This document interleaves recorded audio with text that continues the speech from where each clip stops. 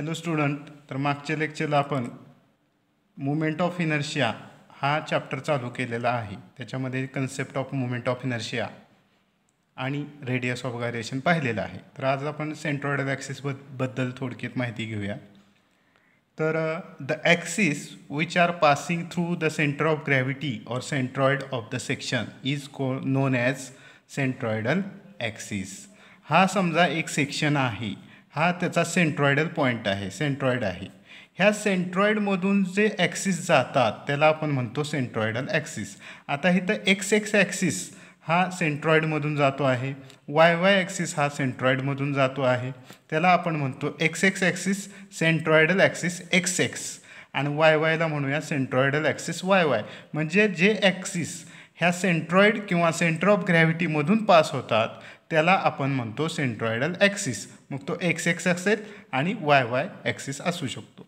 मग ह्याला आपण आय जी म्हणजे काय, movement of inertia of centroidal axis. I G बरोबर आय एक्स म्हणजे movement of inertia about centroidal X axis. I G बरोबर आय वाय म्हणजे movement of inertia about centroidal Y axis. अशा पद्धतीनं आपण लक्षात घेऊया. म्हणजे जे ॲक्सिस सेंट्रॉइडमधून पास होतात त्याला आपण म्हणतो सेंट्रॉइडल ॲक्सिस. इथं एक्स ॲक्सिससुद्धा सेंट्रॉइडमधून पास होतो आहे, वाय ॲक्सिससुद्धा सेंट्रॉइडमधून पास होत आहे.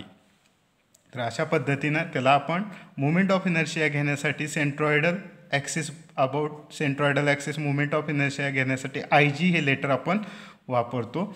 तर आय जी बरोबर आय एक्स म्हणजेच movement of inertia about centroidal X axis आणि आय जी बरोबर I Y movement of inertia about centroidal Y axis. Next point is movement of inertia of some geometrical plane figure.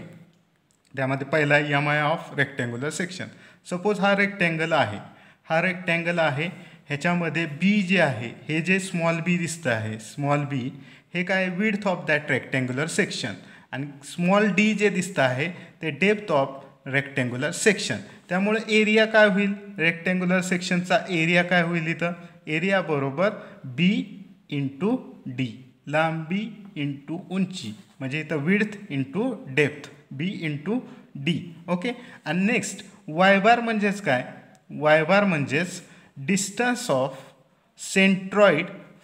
Centroidal axis X from the बेसपासून ह्या X centroidal ॲक्सिसचं अंतर हे किती असेल, तर हे काय डी. आणि सेंट्रॉइडल ॲक्सिस काय करतो, तर ह्याला हाफ पोर्शनमध्ये डिवाईड करतो, कारण हा सेंटरमधून जातो आहे.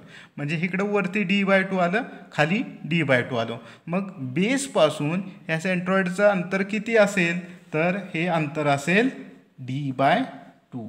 सेंट्रॉइडल एक्स ॲक्सिस जो आहे, सेंट्रॉइडल एक्स ॲक्सिस ह्याचं बेसपासून अंतर किती असेल, तर D/2. ओके.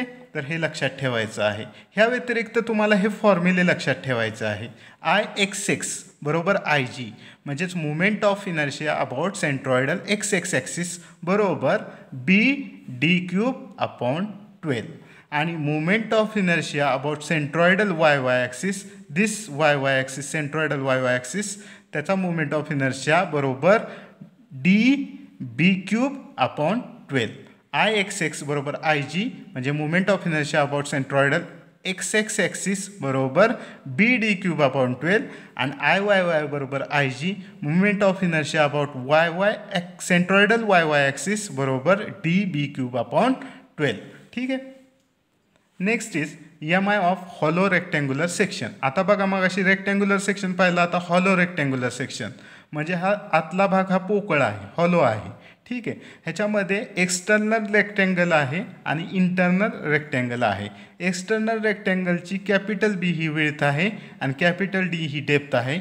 इंटरनल रेक्टँगलची स्मॉल बी ही विड्थ आहे आणि स्मॉल डी ही विड्थ आहे. त्यामुळे एरिया काय येईल, ह्या सेक्शनचा, हा जो सेक्शन दाखवलेला आहे ह्या सेक्शनचा एरिया काय येईल, तर area of external rectangle minus area of internal rectangle. External रेक्टँगलचा एरिया काय येईल, capital B into capital D minus internal रेक्टँगलचा एरिया काय येईल, small b into small d. हा काय येईल, area of that rectangle. Next Y bar. Y bar म्हणजेच काय, distance of that centroidal X X axis from base. ह्या बेसपासून त्याचं डिस्टन्स किती आहे, बेसपासून ह्या सेंट्रॉइडल ॲक्सिसचं डिस्टन्स किती आहे. हा बेस धरला तर हा सेंट्रॉइडल ॲक्सिस आहे, हा बेस धरला तर हा सेंट्रॉइडल ॲक्सिस आहे. ह्याचं डिस्टन्स किती येईल, तर हे टोटल डिस्टन्स किती आहे, कॅपिटल डी. म्हणजे हा सेंट्रॉइड काय करतो, ह्याला इक्वली डिवाइड करतो. ठीक आहे, d/2 d/2, हे d/2 कॅपिटल d/2 आणि वरती पण कॅपिटल d/2. मग सांगा की ह्या बेसपासून ह्या सेंट्रॉइडल ॲक्सिसचं अंतर काय येईल, तर वाय बार बरोबर कॅपिटल d/2, वाय बार बरोबर कॅपिटल d/2. आता ह्याच्यामध्ये Ix म्हणजे movement of inertia about centroidal X X axis बरोबर Ig बरोबर movement of inertia of external section minus movement of inertia of internal section, म्हणजेच capital B/d³ minus small b/d³ upon 12, that is movement of inertia about X X centroidal axis. आणि Iyy म्हणजेच movement of inertia of centroidal yy axis is capital d/3 minus small d/3 upon 12. तर हे जे फॉर्म्युले आहेत हे तुम्हाला लक्षात ठेवायचे आहेत. Next is MI of circular section. हा सर्क्युलर सेक्शन इथं दाखवलेला आहे, ह्याचा कॅपिटल D हा डायमीटर आहे. ह्याच्यामध्ये Ixx आणि Iyy ह्याचे जे काय फॉर्म्युला आहे तो सेमच येतो आहे. Movement of inertia about centroidal X X axis is equal to movement of inertia about centroidal Y Y axis बरोबर π/64 into capital D⁴, where capital D is diameter of that section, circular section.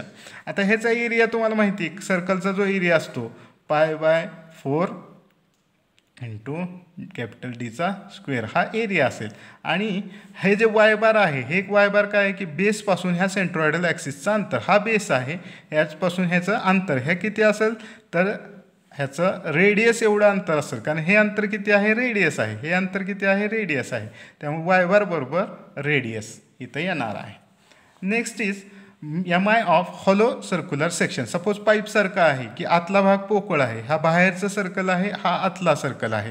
ह्याचा area काय येईल, तर ह्याचा area येईल π/4 in bracket capital D² minus small d², where capital D is diameter of external circle आणि small d is diameter of internal circle. हा area येईल. हा फॉर्म्युला तुम्हाला लक्षात ठेवायचा आहे. वाय बार बरोबर काय, distance of base from distance of centroidal axis from base, बेसपासून ह्या सेंट्रॉइडल ॲक्सिसचं अंतर वाय बार हे काय येईल, तर ह्याचं अंतर काय येईल की कॅपिटल R म्हणजेच काय, कॅपिटल D/2. ठीक आहे. नेक्स्ट इज Ixx बरोबर Iyy. ह्याच्यामध्ये सुद्धा जो movement of inertia about centroidal X X axis आहे is equal to movement of inertia about centroidal Y Y axis आहे इज इक्वल टू Ig. ह्याच्यामध्ये पण आपण जसं हॉलो रेक्टँग्युलर सेक्शनचं पाहिलेलं, MI of external section minus MI of internal section, म्हणजे π/64 in bracket capital D⁴ minus small d⁴. हे formula पण तुम्हाला लक्षात ठेवायचं आहे. तर हे फॉर्म्युले तुम्हाला लक्षात ठेवायचे आहेत. Next is MI of semi circular section. अर्धवर्तुळाकार सेक्शन असेल, हाफ सर्कल किंवा सेमी सर्क्युलर सेक्शन असेल, तर ह्याचा एरिया काय येईल, एरिया बरोबर π/2 r². ठीक आहे, πr²/2 हा सेमी सर्कलचा एरिया असेल. आणि वाय बार बरोबर काय येईल, वाय बार म्हणजेच distance of centroidal axis from base, तर हे काय दाखवलेलं आहे 4r/3π, हा काय येईल, वाय बार येईल. मग ह्याच्यामध्ये Ixx म्हणजे movement of inertia about centroidal X X axis बरोबर काय येईल 0.11 r⁴.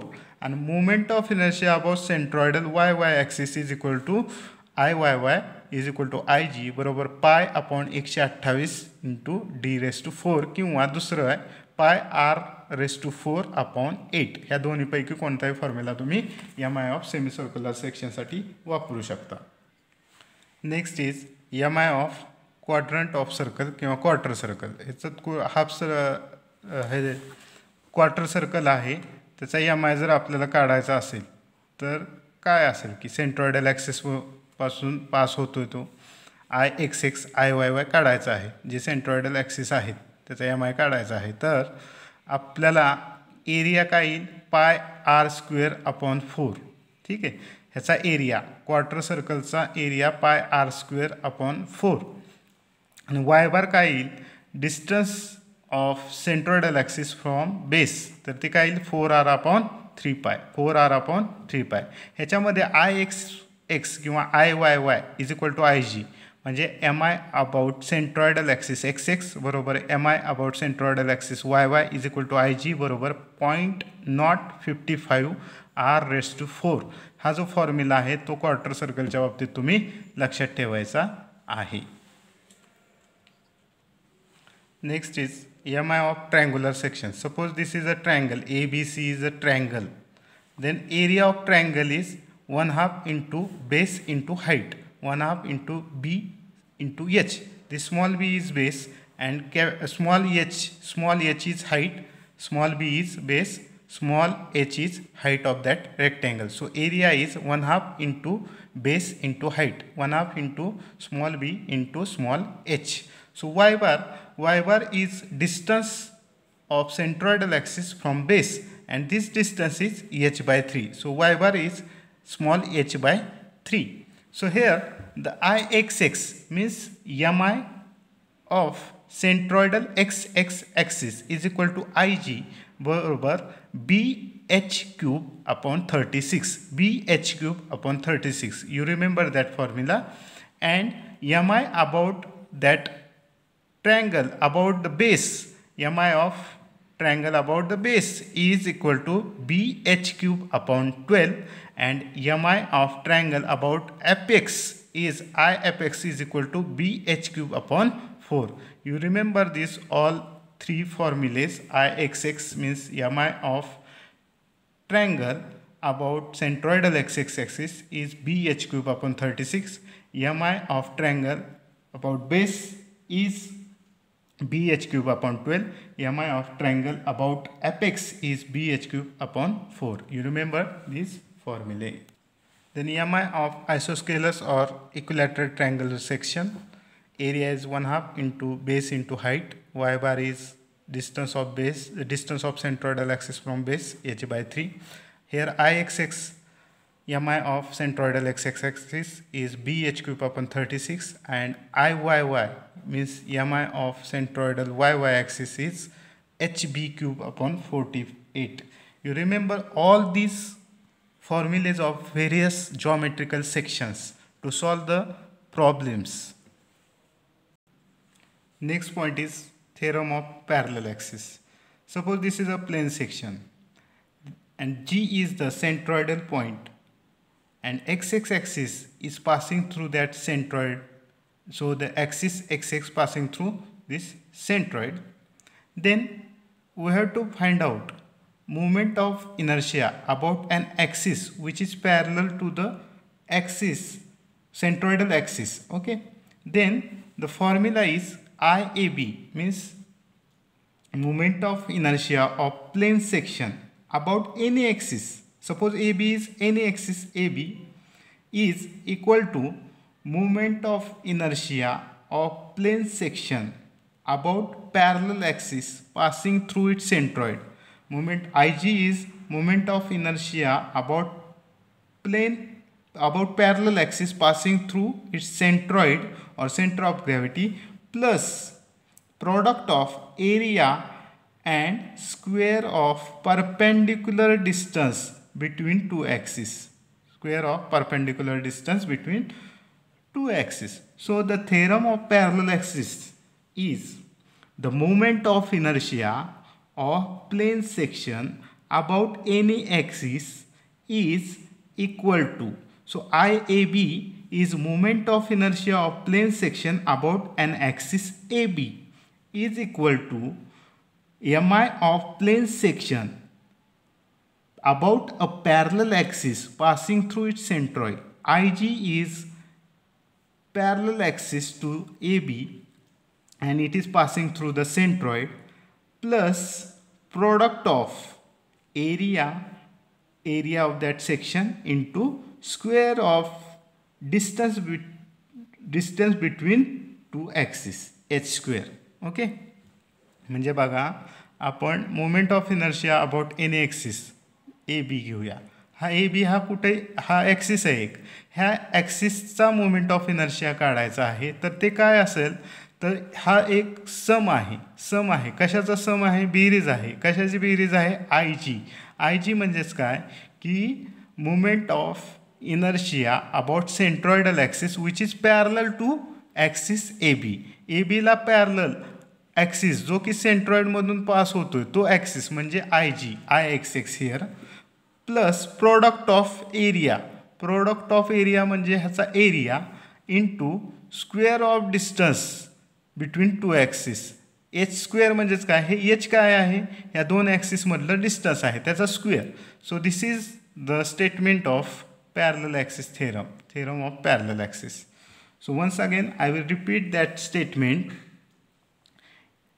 So the moment of inertia of plane section about axis AB is equal to mi of plane section about a parallel axis passing through centroid, that is IG, plus product of area A and square of perpendicular distance between two axes, h². Okay, so IAB is equal to IG plus AH². So moment of inertia about an axis AB parallel to the axis centroidal axis is equal to sum of axis which is passing through centroid plus product of area into square of perpendicular distance between two axis, दोन ॲक्सिसमधलं perpendicular distance. हे X एक्सच्या बाबतीत झालं. जर Y काढायचा असेल, जर त्या हा समजा ॲक्सिस आहे ए बी, हा दिस इज ॲक्सिस आणि हा प्लेन फिगर आहे इथं, आणि हा जी पॉईंट आहे. आता हा ॲक्सिस कशाला पॅरलल आहे, वायला पॅरलल आहे. हा ॲक्सिस कशाला पॅरलल आहे, वायला पॅरलल आहे. मग ह्याचा डिस्टन्स काय असेल, परपेंडिक्युलर डिस्टन्स एच असेल. ठीक आहे, मग ह्या बाबतीत काय होईल की IAB बरोबर IYY प्लस AH², आणि ह्याच्या बाबतीत काय होईल, IAB बरोबर IXX प्लस AH². बघा पॅरलल ॲक्सिस परत एकदा बघा. ए बीचा मोमेंट ऑफ इनर्शिया काढायचा, ॲक्सिसचा काढायचा आहे. Moment of inertia of plane section about axis A B हा काढायचा आहे. आता मला सांगा ह्या ॲक्सिसला कुठला ॲक्सिस पॅरलल आहे, तर XX ॲक्सिस पॅरलल आहे जो की सेंट्रॉइडमधून जातोय. आणि ह्या दोन ॲक्सिसमधलं XX आणि ए बी ह्या ॲक्सिसमधलं परपेंडिक्युलर डिस्टन्स काय आहे, H आहे. ठीक आहे, मग IAB बरोबर IXX म्हणजेच हा ॲक्सिस जो पॅरलल ॲक्सिस आहे ए बीला पॅरलल आहे आणि सेंट्रॉइडमधून जातो, plus area product of area into square of perpendicular distance between them. तसंच इथं काय झालं आहे, ए बीचा मोमेंट ऑफ इनर्शिया काढायचा आहे. या ए बीला पॅरलल ॲक्सिस आहे YY आणि दोन्हीमधलं परपेंडिक्युलर डिस्टन्स आहे H. मग इथं काय होईल, IAB बरोबर IYY plus A into H². This is parallel axis theorem. So next is theorem of perpendicular axis. बघा इथं एक्स ॲक्सिस, वाय ॲक्सिस आणि झेड ॲक्सिस हे एकमेकाला म्युच्युअली परपेंडिक्युलर आहे. आणि हे जे दिसतंय ते प्लेन फिगर आहे. ही काय आहे, प्लेन फिगर आहे. This is a plane figure and this is a polar axis. So it state that the moment of inertia of plane section about an axis perpendicular to figure. This z-axis is perpendicular to figure and passing through the centroid is equal to sum of moment of inertia of plane figure about two mutually perpendicular axes passing through centroid. This is centroid, suppose G. Okay. म्हणजेच काय की इथं आपल्याला हा Z axis दिसतोय, हा perpendicular axis आहे फिगरला. आणि इथं आपल्याला झेड ॲक्सिसच्या अबाउट जर मोमेंट ऑफ इनर्शिया काढायचा असेल की जे की सेंट्रॉइडमधून जातो आहे, तर ते बरोबर काय येईल, sum of moment of inertia about of a plane figure about two mutually perpendicular axes. X ॲक्सिसचा मोमेंट ऑफ इनर्शिया आणि वाय ॲक्सिसचा मोमेंट ऑफ इनर्शिया, की जे दोन म्युच्युअली परपेंडिक्युलर ॲक्सिस आहेत आणि ते सुद्धा पासिंग थ्रू जी मधूनच पास होत आहेत. अशा पद्धतीनं आपण हा परपेंडिक्युलर ॲक्सिस थेरम म्हणू शकतो. म्हणजे ह्याच्यामध्ये IZZ हा जो पोलार ॲक्सिस आहे, हा जो परपेंडिक्युलर ॲक्सिस आहे, जो की सेंट्रॉइडमधून पास होतो आहे, जो फिगरला परपेंडिक्युलर आहे, is equal to sum of moment of inertia of plane figure about two mutually perpendicular axis passing through CG or centroid. X आणि वाय ह्या ॲक्सिस काय होतात, जीमधून पास होत आहेत, म्हणजे IXX plus IYY. So IZZ is moment of inertia about an axis ZZ which is perpendicular to plane section and passing through the intersection of XX and YY. ठीक आहे. आता ह्यामध्ये ZZ ॲक्सिस जो आहे त्याला आपण काय म्हणतो, पोलार ॲक्सिस, म्हणून ह्या थेरमला पोलार ॲक्सिस थेरम पण म्हणलेला आहे. आणि movement of inertia about ZZ axis IZZ is also known as polar movement of inertia, that is IP म्हणजेच polar movement of inertia.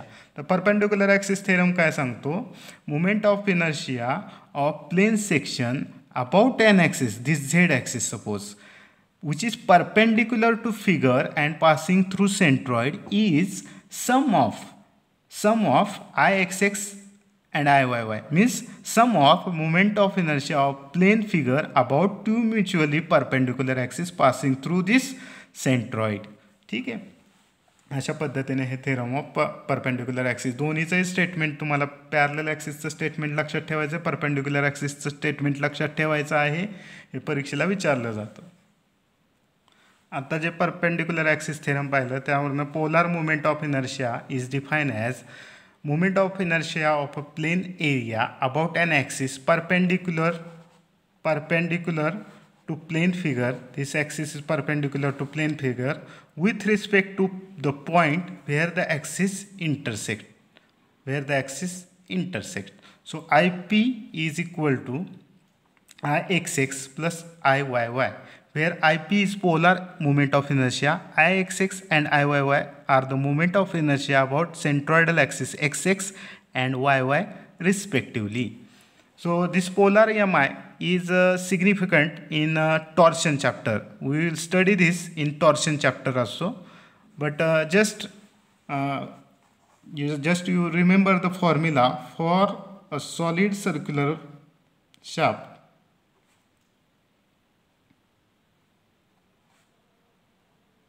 For solid circular shaft, IP is equal to IXX plus IYY.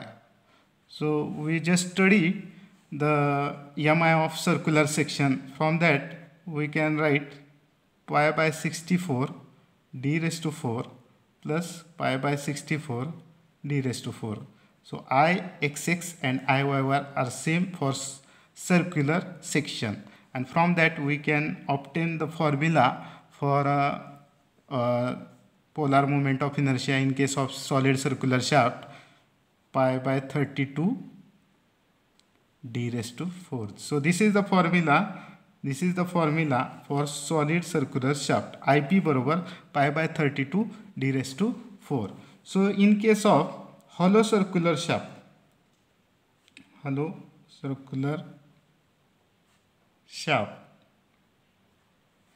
same as hollow circular section, IP is equal to IXX plus IYY. We just go through the formula of hollow circular section.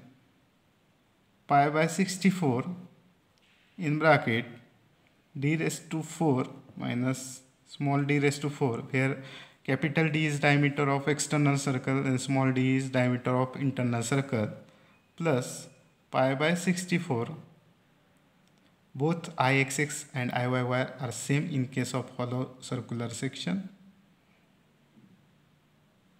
So the formula for hollow circular section, polar moment of inertia in case of hollow circular shaft is pi by 32 in bracket capital D raised to 4 minus small d is to 4. We study this formulae in torsion chapter also. Just you remember this. So it is significant. Polar MI is significant in case of shaft, torsion of circular shaft, and the formula for solid circular shaft and hollow circular shaft polar moment of inertia is this.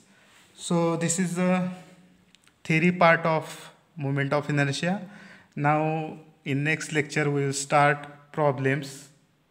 Just remember all the MI formulas in case of geometrical plane figure, whether it may be rectangular, triangular, circular, semicircular, quarter, whatever it may be. You just remember all the formulas, area, y bar, ixx, iyy, and just apply this formulae in problems. You will get answer. Also you remember the parallel axis theorem and perpendicular axis theorem also.